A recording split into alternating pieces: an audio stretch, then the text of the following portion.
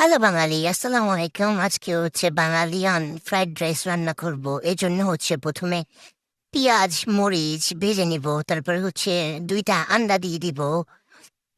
পড়ে না কেন আন্ডা? এই তো পড়লো। পড়ার পর হচ্ছে এগুলাকে আ খুন্তি দিয়ে ঘুটে তারপর হচ্ছে কি করব? ভাজা করে নিব। এরপর ভাজা হলে কি আ এত ঘুরতেছে তাও ভাজতেছে না। ঘুরতেই থাকবো। তখন হচ্ছে ভাজা হয়ে যাবে।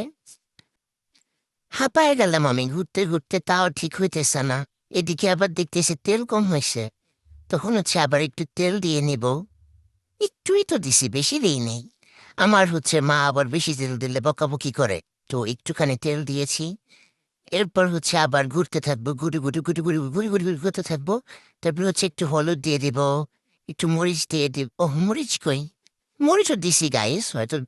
তারপর হচ্ছে কি মনে করে যেন আমি পানি দিয়ে দিছি। পানি দেওয়ার পর আবার ঘুরতে থাকবো। গুটি করতে হচ্ছে মানে যখন লাল হয়ে যাবে, তেল বের হবে। এরপর হচ্ছে এই যে ভাতগুলো দিয়ে দিব। তারপর হচ্ছে আবার নাড়তে থাকবো, অনেকক্ষণ নাড়বো। এরপর মশলা, বিভিন্ন রকমের ম্যাগি মশলা এগুলো দিব। একটু সয়া সস দিব। তারপর হচ্ছে নেড়ে নামায় নিব। এ তো হয়ে গেল বাঙালিয়ান ফ্রাইড রাইস। খেয়ে দেখো।